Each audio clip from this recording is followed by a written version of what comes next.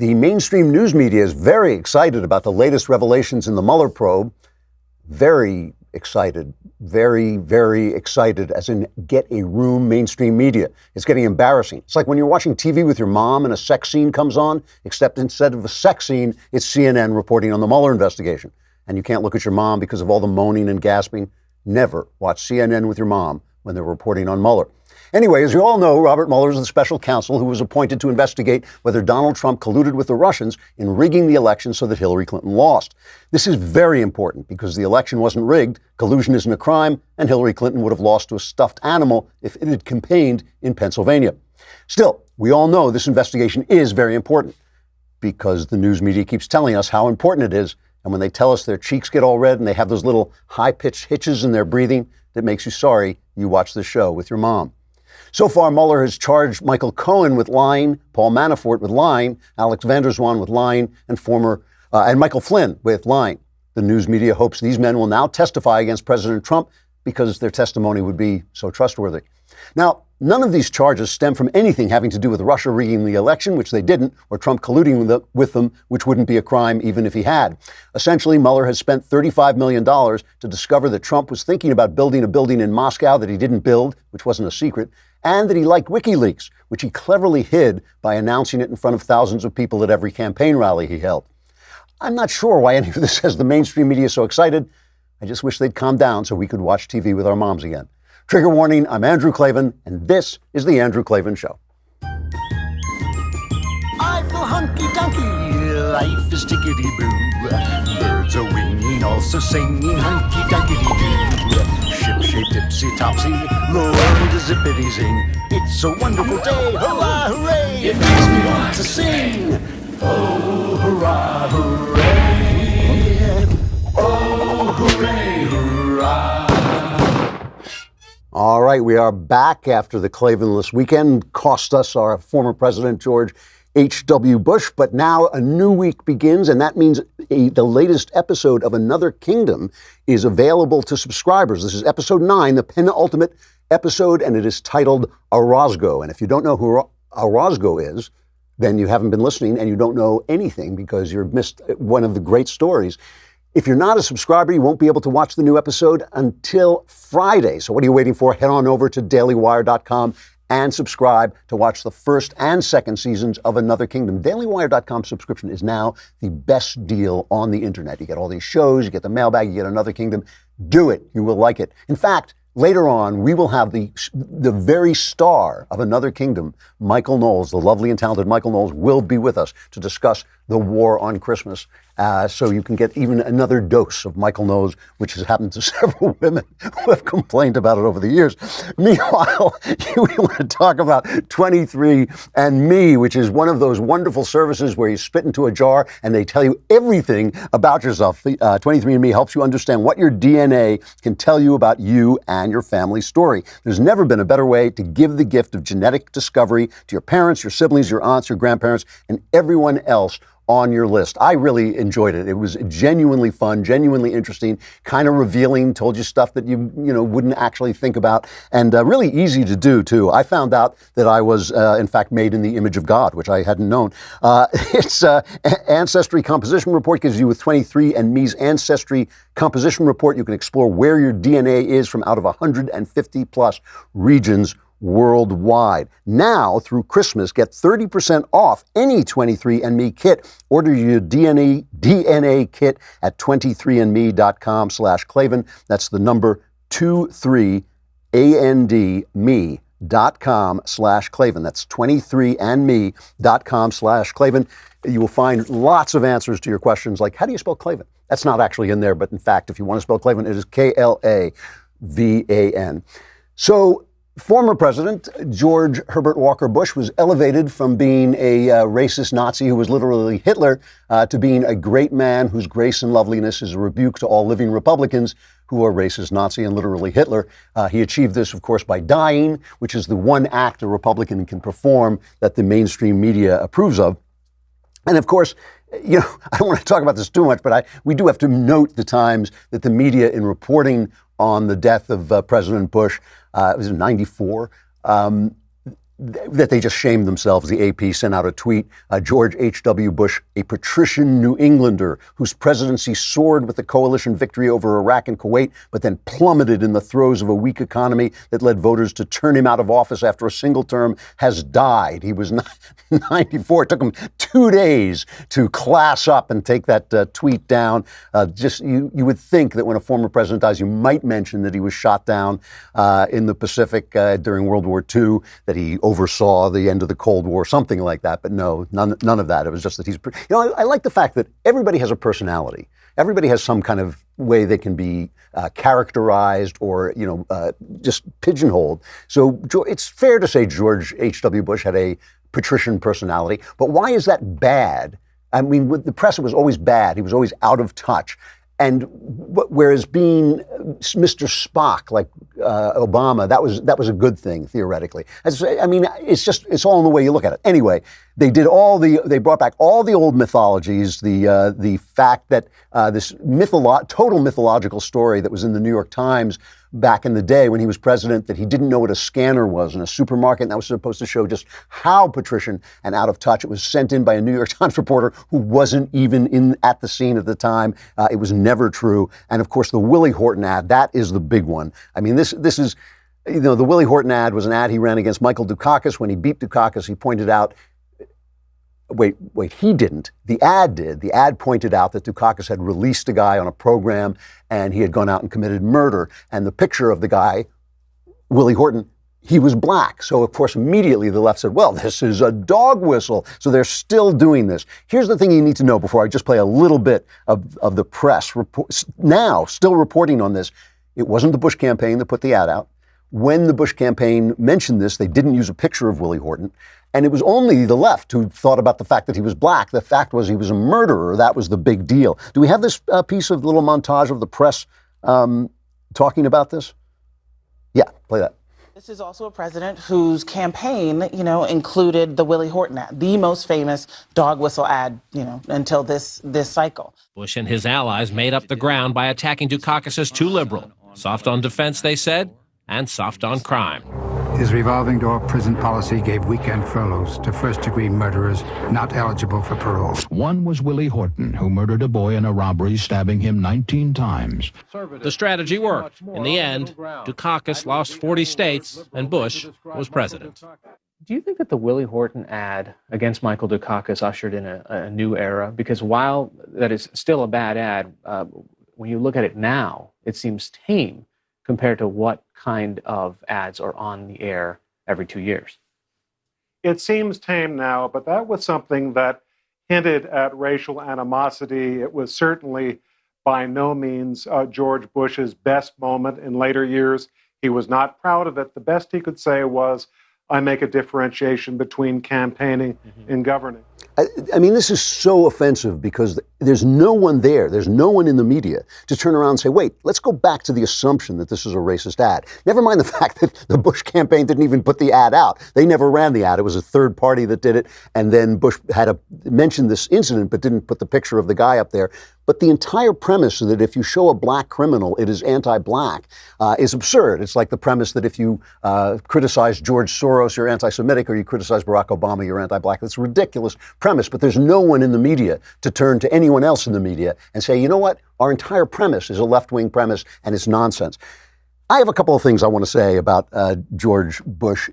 First of all, I think it's worth noting that he was the last president from the greatest generation. He was a wartime guy who had fought in World War II. He was a pilot he was the youngest pilot, I believe, of a bomber in the Navy, a Navy pilot. If you want to read about his ordeal, read Flyboys by James Bradley, which is a wonderful book. During the battles in the islands, these horrible battles when they were trying to dislodge the Japanese, he did a bombing raid over Chichijima, which was, Iwo Jima was part of that island chain. And he hit the target, but then took flak and went down. Other members of his crew were killed. He was paddling out there in a raft for 4 hours while other pilots were taken by the Japanese, killed, and then cannibalized. The Japanese enjoyed eating parts of their victims. And Bush was fortunate enough to be rescued by a submarine, and other planes flew around him to protect him. He was a genuine war hero, and he won the Distinguished Flying Cross, I believe it was. And, you know, he was a man of character. I mean, this is the thing I just want to get to, because I'm going to have some criticisms about some of the things he did. But I want to mention that his character was really something. I mean, he had served his country. He had been a businessman, an oil man. He became head of the CIA, a congressman. He was all kinds of things. Finally, vice president, and a loyal vice president to Ronald Reagan, whom he didn't really sympathize with or agree with, but he always said that Reagan was very good to him and he was very loyal to him. I just want to play this one cut, because Dana Carvey was the Saturday Night Live guy who did the imitation of him. So Bush invited Carvey to his Christmas press conference and was friendly toward this guy who had been mocking him all this time, which I just think kind of shows you it was a different time, and that he was a man of that kind of character who could laugh at himself. Play that. The way to do the president is to start out with Mr. Rogers. It's a beautiful day in the neighborhood. Then you add a little John Wayne. Here we go. Let's go over the ridge. You put them together. You got George Herbert Walker Bush. Dana's given me a lot of laughs. He said to me on the phone, "You sure you really want me to come there?" And I said, "Yeah." And he said, "I hope I've never crossed the line." And I knew exactly what he meant. And as far as I'm concerned, he never has. And the fact that we can laugh at each other is a very fundamental thing. I'm not sure on November 4th that the invitation would have gone out and had the same enthusiasm, but we're shifting gears, and I think he's given us a wonderful kickoff to what I hope will be a joyous, totally friendly, very happy, somewhat nostalgic, but Merry Christmas for everybody. So, you know, you can say, and you would be right, that Donald Trump would never have that kind of grace to somebody who had criticized him, but you also have to say that the people making fun of Trump and who have been making fun of George W. Bush and making fun of Mitt Romney didn't have that grace either. Their humor was a lot meaner and even more one-sided than SNL has been all these years, and comedy has been all these years. Back in those days, they actually told jokes about the Democrats as well, which no longer happens. But the thing is, after George Bush came Clinton, his son, George W. Bush. He's the only president besides John Adams whose son became president. Obama, and now Trump, which I think you can say the character, it was not the same. Of those men, I think only George W. Bush had a really good character, a character that one could admire. And George W. Bush became better in office, and he had gone through a period where he was not such a great character. But the thing is, these were not people who had faced the challenges that the greatest generation faced. I mean, after all, a generation is defined not because its people are any better than anybody else. It's defined by its challenges and the things that happen to it and how it's shaped by the way it meets those challenges. The challenges of our generation, my generation, and as I frequently say, I wish the boomer generation could die without taking me with it. But I think the challenges of our generation were the challenges of prosperity, the challenges of the success that the greatest generation won for us. And those are the times, that's the time when nations decay. That's when nations decay at their pinnacle of success. If you look at the Republic of Rome, it was after they beat Carthage, after they rose to a pinnacle of success, that they rapidly, I mean, with dizzying speed, descended into civil war and violence, and ultimately the Republic fell. So I want to talk about that death spiral and how it kind of comes out of after George H.W. Bush in just a second. But first, it is your last week to get the Genucel Sunspot Corrector for free. This is for sunspots, age spots, even red inflamed patches. This could be yours for free with the purchase of Genucel. The brand new Genucel Sunspot Corrector boasts outstanding reviews. People love it. They put it on. It makes the sunspots, it dims them, makes them harder to see, makes obviously your skin look younger. And this is the last week you can get this Sunspot Miracle free. Time is running out to take advantage of the offer. Watch your sunspots vanish and your bags and puffiness gone. It actually absorbs the water in the pouches under your eyes and reduces them.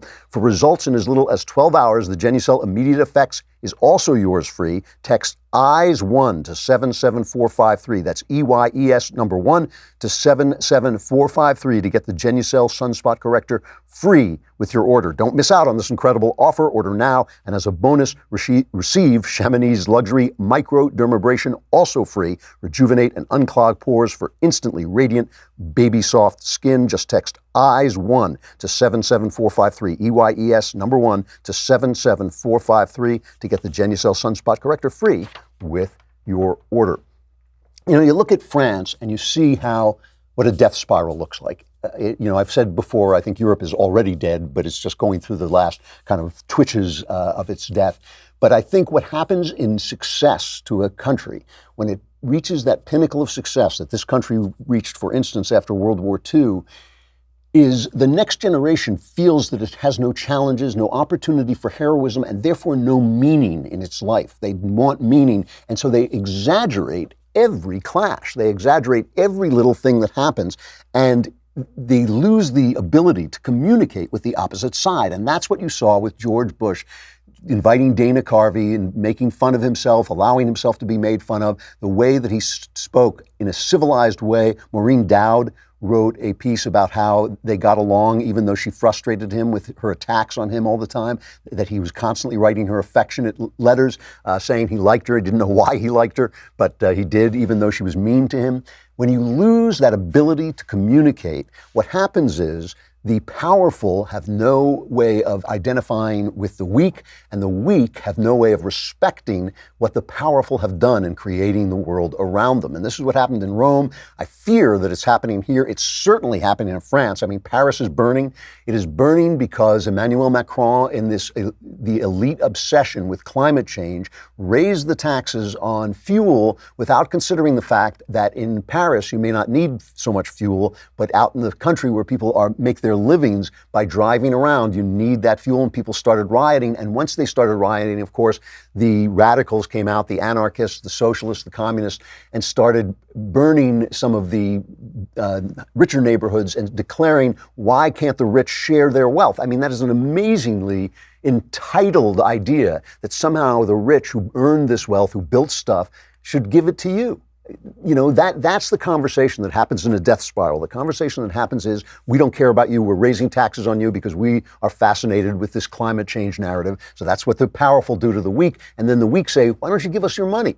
How come you don't give us stuff? You know, they don't understand the work that went into building things, and they're not building stuff in the same way, and they're just demanding stuff be given to them. So it's a dialogue between two ignorant parties, and they have no way of communicating except through violence. That's the only way they can communicate. You know, there's a theory about the midterm election that everybody keeps saying these are wave elections. It's a wave because, they look at the numbers and they count how many people lost, and they say it's a wave.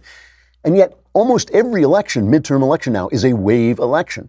And Selena Zito, who has been writing some very intelligent stuff about this, put forward a theory that what we're not seeing is a wave. We're seeing the public trying to correct the drift of the government and the government not listening. So in other words, as the government becomes too radical under Obama, they vote out all the Democrats. They leave Obama in there because they liked him and he was president, but they voted out Democrats across the country. So the Republicans started to think like, oh, well, they like us, so we should just, play to our base. We should emphasize the most radical part of our agenda. So then, of course, Trump gets in and they vote all the Republicans out. And the Democrats are thinking, great, now we can go back to the Nancy Pelosi, disaster. And all it is really is the public saying, no, get back to the middle. I mean, what is the middle in this country? This country is a very tolerant, culturally very tolerant country. There's not, if you've ever been anywhere else on earth, you know that this is the least racist country in the world. This is a country where people in general do not want to bother you about who you're screwing. They don't want to bother you about the color of your skin. They just want you to show up, do your job, and go home. That's what they want. They want to leave you alone. But it's also a country where people want to be free and where they understand that free markets make the money that gets shared around in these, socialist and Democrat policies. But I repeat myself. So it is a country where the people still get how the government is supposed to work. But the government doesn't. The government just thinks, oh, they love us, so we're just going to go and play to our base, play to our funders, and go as radical as we possibly can. We lose the ability to have this conversation. This is one of the things about George Bush, the elder, that I always resented. You know, George Bush, because of Reagan's success in the Cold War, George Bush oversaw the dismantling of the Soviet Union, and he deserves a lot of praise for his kind of calm, quiet, elder hand in dealing with that. So there wasn't, with the exception of Yugoslavia, which he shouldn't have left in place because it was just a molded together country, with the exception of that, he really did a lot of it without violence. There should have been a lot more violence when an empire collapsed, but there wasn't because he shepherded it through. On the other hand, about 10 minutes before that wall fell down, George Bush and his friends didn't know it was going to fall down. Reagan knew, but George Bush never knew. And so he really didn't have the commitment, I think, to organizing, to ensuring that democracy grew, had a place to grow. And that's why Putin has been allowed, and it's not obviously it's not entirely Bush's fault, but Putin has been allowed to overtake it and become the tyrant and the czar that he has now become. The thing that I resented about both Bushes, and I liked both of these people, I think they're both admirable men. I think the elder George Bush was a genuinely great citizen of the United States of America. However, he made a speech when he was nominated for president after serving as Reagan's vice president that has been often quoted, but has always bugged me. I'll play a little bit of it. This is cut number 2. Prosperity with a purpose means taking your idealism and making it concrete by certain acts of goodness. It means helping a child from an unhappy home learn how to read. And I thank my wife, Barbara, for all her work in helping people to read, in all her work for literacy in this country. It means teaching troubled children through your present that there is such a thing as reliable love. Some would say it's soft and insufficiently tough to care about these things. But where is it written that we must act if we do not care, as if we're not moved? Well, I am moved. I want a kinder and gentler nation. So it's said that Nancy Reagan leaned over to Ronald Reagan when she heard that and said, kinder and gentler than whom? And of course, that was exactly it. He was indicating that Ronald Reagan, with what Bush called his voodoo economics, had gone too far to the right, and we needed to be kinder and gentler. And that implied that there was something unkind and ungentle than a philosophy, Reagan's philosophy, which had brought the economy back from absolute disaster. I mean, I lived through the Carter age, the lines to get gasoline, the impossibility of getting work, the inflation that came at the same time as unemployment came. They called it stagflation.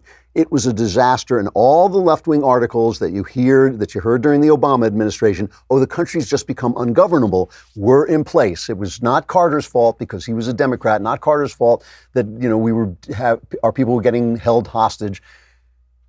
And when Reagan came in, it was, oh, how mean, what a warmonger, what a terrible guy. I mean, this is the thing. It was the same thing that's happening today. And so he said this is going to be a kinder, gentler time. He was basically repudiating the conservatism that had brought the country back from the brink and had freed the millions and millions and millions of people in Eastern Europe. What's not kind? What's not compassionate about that? And his son W did the same thing when he started talking about compassionate conservatism. The implication is that there's something not compassionate about conservatism. Now, here's the thing about this. This always bothered me about the Bushes. William Buckley, I'm quoting this from memory, so I may not have it exactly right, but William F. Buckley said about George Bush, he's conservative, but he's not a conservative, and the article makes all the difference, meaning he doesn't hold the conservative philosophy, even though he has conservative instincts. But here is the thing. I have to admit that though this annoys me tremendously, conservatism does have a problem with communicating its compassion. It does have a problem. There are too many damn conservatives sitting around saying things like, well, the blacks, the crime rate among blacks. Or, these people in the middle of the country who are taking OxyContin and killing themselves, let them die and decrease the surplus population. They do talk like that. Conservatives do talk like that. And how can you possibly continue to win elections when you talk like that?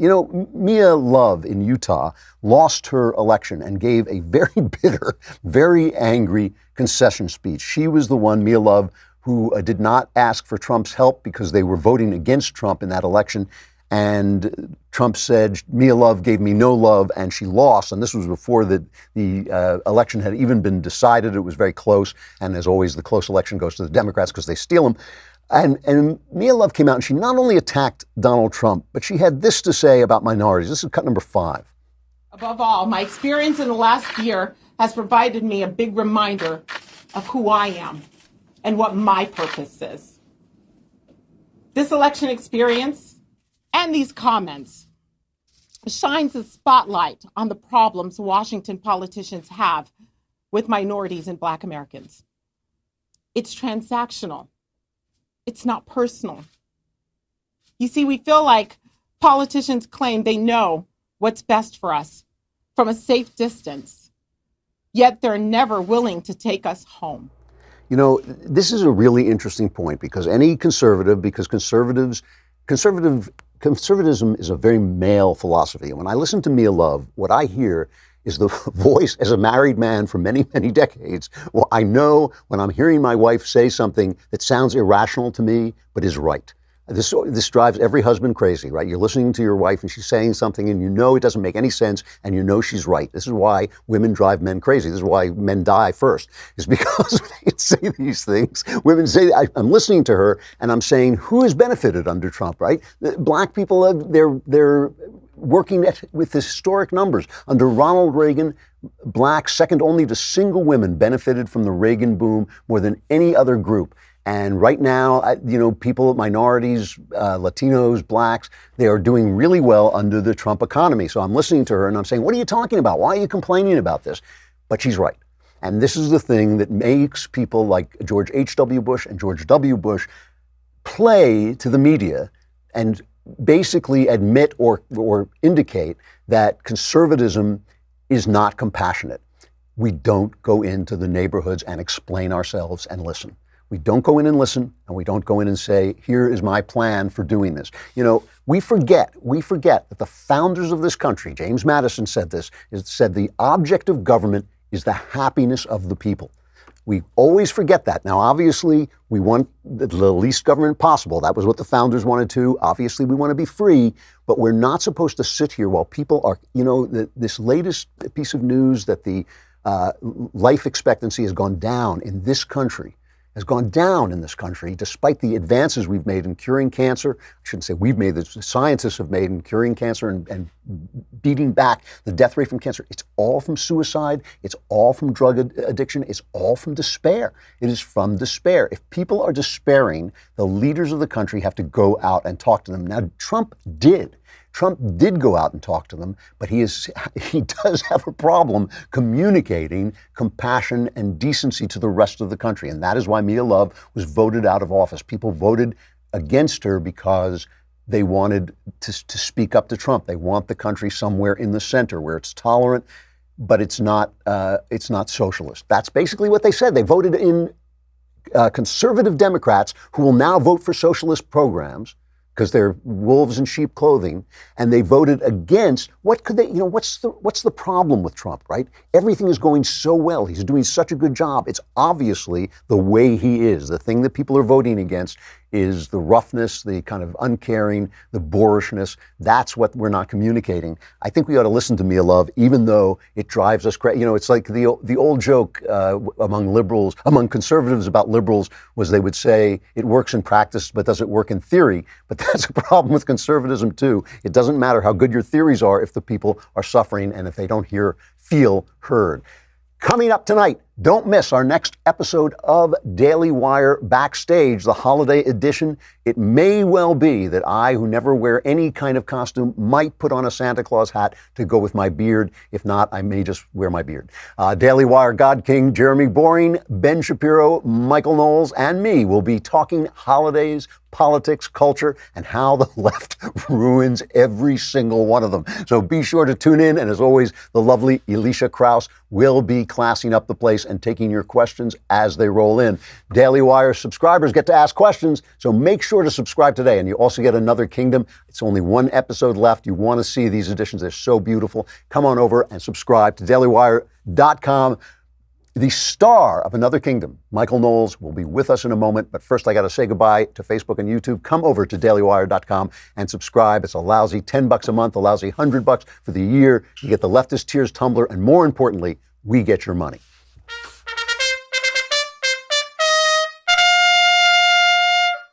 All right, we are back. You know, Michael Knowles.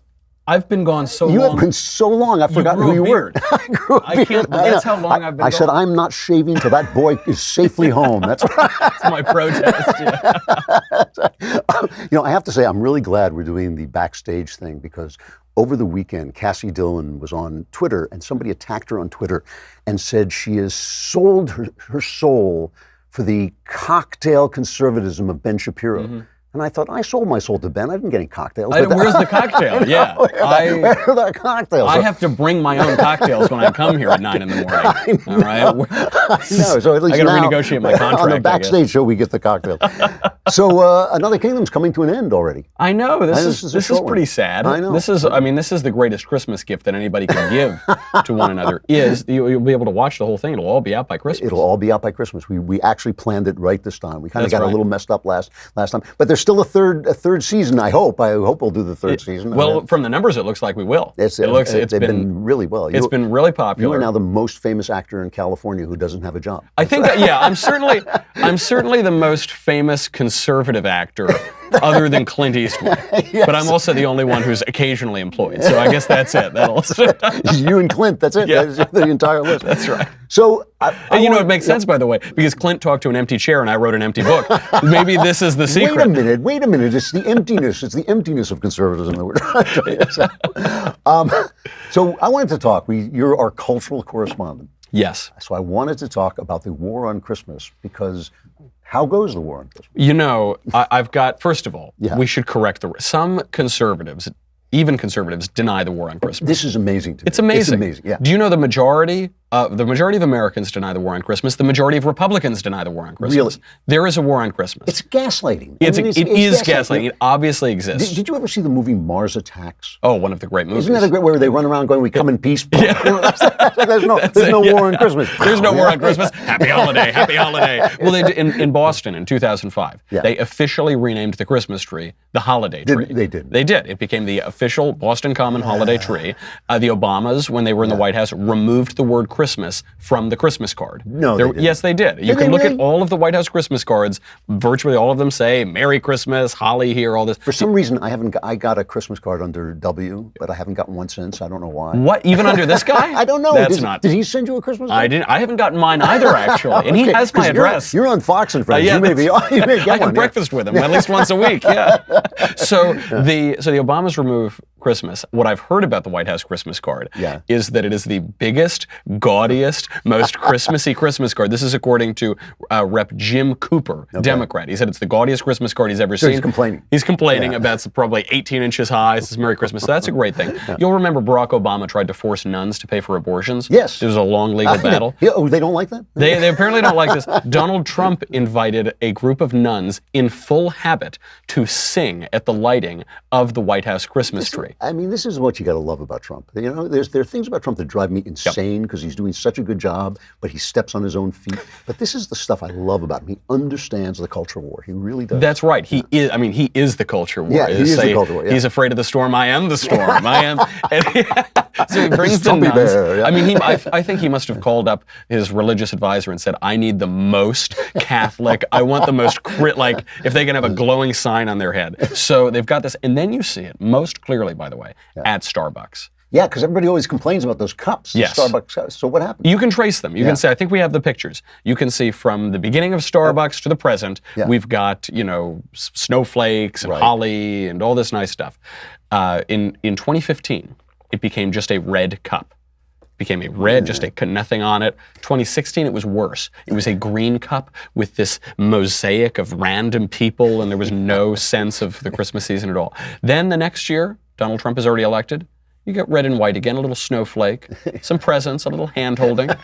2018, I've got holly, I've got twinkling stars. Is that right? Oh yeah, I went into Starbucks. I want the Magi. Oh, it was Next great. year's like a little crash. I just kicked in the door on November 1st. I was Christmas music already playing. It's Christmas blends of coffee, and so. Obviously, the war on Christmas in America, this goes back very far. It goes back to the Puritans. Right. It goes back, the Puritans outlawed Christmas. Oh, they that's wanted people to work on Christmas. I forgot about that. The Puritans hated Christmas. Oh, they hated it. This has a long-standing history. But really in the 21st century, that's when it kicks in. Walmart is taking Christmas out of their marketing. Target, same thing. Best Buy, same thing. Philadelphia's Christmas Village ditched the word Christmas. Really? So it really had been getting to a fever pitch. Donald Trump comes in, and he said it explicitly this year at the tree lighting too.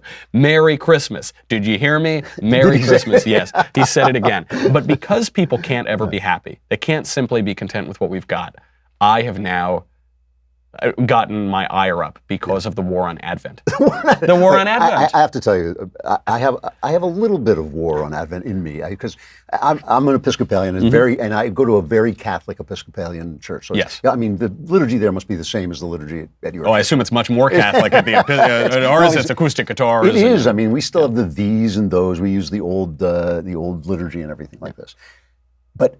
Catholics and Episcopalians are very grumpy about Advent. I mean, to me, it's the Christmas season, right? We start singing Christmas carols. They will not sing a Christmas carol at an Advent ceremony. And I'm like, give me some. It's kind of like, no. This is Christianity. No joy. No joy. No. What do you that rejoice evermore? Not in Advent. It's like, you must eat your dessert before dinner, don't you? Don't you say someone serves you a beautiful salad and steak? You say chocolate pudding, please. Bring me the pudding. Bring me the pudding. That's right. But it is, it's, so here's the thing. I mean, this is the thing with Trump. Yeah. Conservatives who are upset, oh, he tweets, oh, he doesn't say this right, he doesn't know what the Supreme Court does. Yeah, okay, fine, fine, I get it. Right. Deal with that tomorrow. It is a good thing that Christmas is winning the war on Christmas. There's no question about this. It is important. Yes. And now the war on tomorrow, we'll work on the war on Advent. So what's the war on Advent? The war on Advent is that Advent is a penitential season. So Advent comes before Christmas. We want to rush everything. Starbucks is playing Christmas music on November 1st. Yeah. But it's a penitential season where you explore the mysteries of death, judgment, heaven, and hell. And you explore these mysteries because I know, isn't this exciting? But you need to understand those mysteries. Because then you can celebrate Christmas at the end. Otherwise, Christmas just becomes this kind of superficial, shallow celebration, and you wonder why you're happy. Why? When does Santa Claus drink Coke? That's what I want to get to the point where Santa Claus drinks the Coca-Cola. It's five mysteries, really. Death, judgment, heaven, and hell. And how Santa eats all of those cookies while guzzling down the Coca-Cola in his sleigh. That is a big mystery. That's right. Now, I sort of have sympathy for this because I do. They come out, for those of you who don't go to these liturgies, they come out and they walk counterclockwise to talk, so it's about repentance and penitential misery. But just flogging yourself with it. The thing is, Christmas is supposed to be 12 days long. That's right. So if you celebrated 12 days of Christmas, I could see why you would have 24 days of penitential Advent. But in America, Christmas is this one day, and then you're like Faye Dunaway after the Oscars. Remember that famous picture of her sitting in absolute desolation? It is true. People rip down their Christmas tree on Christmas Day. It's ridiculous. Yeah. But it's sort of, when people do that, which is the mode, MO of the society right now, they're spoiling their appetite. They're about to go to a great dinner, and they're eating a bunch of trash before the dinner. They're eating McDonald's or something. You've got to save up your appetite, but literally too. I mean, in a penitential season, you're not supposed to gorge yourself too much. And then on Christmas, you get to celebrate for 12 days. And this is a really beautiful thing because now we're just content. On December 25th, we end the war on Christmas. We can be fighting that war for another dozen days. We can have our lefties so angry. What is the point of salvation and joy if you get to destroy the opposition? I think that's right. There are also people. There are also people who complain that Christmas is essentially a pagan holiday. Yeah. And my feeling about that is if Christianity came in and deified all the good things of the pagans, that's a huge win. Right? That is a big win for a couple of reasons. One, if we baptize pagan things, that makes the pagan things better. Exactly. But also because our civilization comes from Athens and Jerusalem. Yep. We have classical roots, of course, and we take those things and we don't just remain mired in paganism, but we do have a through line and a continuity in our culture, and it gets better and better until it gets worse. until it stops. Well, until they abandon the Christianity. I mean, that is the thing. A lot of people, especially around here where there's a lot of non-Catholics. That's true. They pick on you. But the Catholic Church was a little kind of Tiffany egg that held the classical culture inside it. All those monks reading, Aristotle. Of course, that's exactly right. Yeah, and that's why I'm going back. I'm always looking for Advent reads. Yeah. I'm reading Saint Athanasius right now. Saint Athanasius. And I may have read that, actually, yeah. He has a piece on the Incarnation. Yeah. And there are so many good, I really wish people would dig into this. Because now, we talk about how great Santa Claus is, but if you dig into the classical stories, you remember Santa Claus punched a heretic in the face. The heretic, there's so much there. True story. It's true. All right, what are you talking about? Today, I will be exploring first the war on Advent. I'll be going into it a little bit more, and then I will be talking about George Bush and the most important thing. I'm ignoring Mueller. I'm done with Bob Mueller. Yeah. Alexandria Ocasio-Cortez. She is the woman is a dummy. Well, what's amazing is Alexandria Ocasio-Cortez, the riots in Paris, flipping cars, killing people. Do you know what they have in common? What's that? It's all about global warming. That's we'll true. explain the global warming roots on our show. Thank you. It's good to see you again. Good to see you. You're back. Merry Christmas. Happy Advent. Penitential Advent. All right, our crappy culture.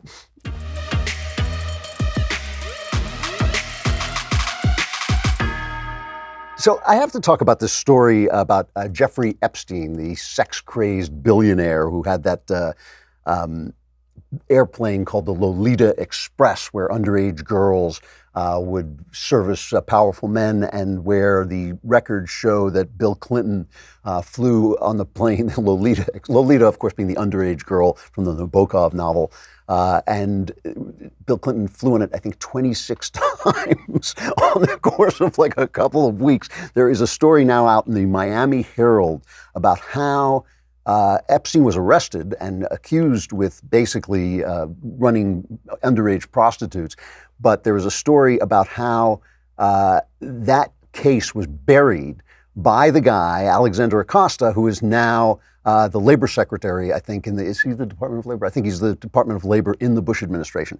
I want to just play this piece of this girl. Virginia Roberts was 15. She was working at Mar-a-Lago. She was working at the Trump Hotel when she was recruited by a woman that Epstein used and brought in to become basically his hooker and then spread around to other men. You're just thrown into a world that you don't understand, and you don't know how to, you're screaming on the inside and you don't know how to let it come out. And you just become this numb figure who refuses to feel and refuses to speak and all you do is obey. That's it. And eventually it led to, well, now we're gonna experiment and we're gonna try you with another guy and see how you go. So they sent me to an island with a professor, and I basically had to do what I did for Jeffrey for him. So it's very private. It's the perfect world for a billionaire getting away with what he was doing. He could hold big parties there and have huge orgies there, and nobody would have any idea what was going on because it was so quiet and so protected. And it started with one, and then it trickled into two, and then so on and so forth. And before you know it, I'm being lent out to politicians and to academics and to people royalty. She accuses Alan Dershowitz of being one of the men. He says he denies that. In 2007, the FBI had prepared a 53-page federal indictment charging Epstein with sex crimes that could have put him in federal prison for life. This is from the Miami Herald. But then Miami U.S. Attorney Alexander Acosta, who is now the Secretary of Labor in the Trump administration, signed off on a non-prosecution agreement. These charges could have put Epstein in prison for life. But this was negotiated, signed, and sealed so that no one would know the full scope of Epstein's crimes, though he did have to sign on as a sex offender. The indictment was shelved, never to be seen again. Here's what I want to talk about for just a second about our crappy culture, is that sexual morality has now become a political bludgeon. And in being a political bludgeon, of course, it only applies to Republicans. It only applies to one side or to Democrats who are now out of power. So Bill Clinton is now getting the full brunt of the charges that he was protected from for 30 years. But when Roy Moore, remember, was accused of having touched the bra of an underage girl 30 years ago, we were lectured continually about how evil it would be for Republicans to vote for Roy Moore to keep the majority that we had in the Senate. We were told, oh my God, what has happened to the Republican Party that it would vote for a man of this kind? And what I said was we should vote for him and then censure him, make sure we keep the majority and then throw him out and replace him. When Bob Menendez in New Jersey was running, a guy who has been very, very credibly charged with going after underage prostitutes and dealing in vast corruption, suddenly nothing. We have heard nothing about the corruption of the Democrat Party. We have heard nothing about the cynicism of the newspaper that said, just bite your tongue and vote for Menendez. I mean, it's all on one side. So what happens eventually? You have one side, the left, the far left, has absolutely no loyalty to the Constitution. They hate the First Amendment. They hate the Second Amendment. They want to ban all kinds of speech. They want to ban all kinds of guns. They are not friends of the Constitution. When they are accused of sexual malfeasance, nothing. Crickets. The other side, with all our flaws on the right, and we have plenty of flaws, with all our flaws, we are fighting for the founding of this country, the founding principles, to keep the founding principles of this country in place. If we pinch some girl, or if we did something wrong, or if in this case of Jeffrey Epstein did something totally wrong, they come after us full force, right? They come after us full force. The effect of that is what? It means that those of us who are defending the Constitution have to choose between our sexual morality and the Constitution. We have to say, like, hey, you know what? I want the majority. We have to say what the Democrats say. I want the majority in Congress. Vote for Roy Moore and then throw him out later. Forget about the question of sexual morality. That way, chaos lies, right? I mean, that way, there's at no point is there anyone who simply steps up and says, hey, how should we be behaving in the sack? What are the rules in a world of birth control, in a world of liberated women? What are the rules of sexuality? How are we supposed to treat each other? And how are we supposed to know when something has gone wrong? I think this conversation has got to be taken out of politics. I think we have got to say, all right, we get it. All the politicians are bad guys, but what do we condemn? What is a basis for throwing people out of office? What is a basis for getting fired? When do we believe women and when do we not? We have to have those conversations, but we can't have them in the context of losing power if it only applies to one side. This is yet another reason why our corrupt and one-sided press is so damaging to the country, because we can't have a conversation about cultural mores without dealing in politics. And when you're dealing in politics, you're fighting for power, and nobody's going to give up power in the name of morality. It's just not going to happen. All right. We will be back. We'll be back tonight on the Daily Wire Backstage, and we'll be drinking heavily and smoking excellent, excellent cigars and talking about all the things you want to hear about. And I personally, on my little lonesome, will be back tomorrow. I'm Andrew Klavan. This is The Andrew Klavan Show.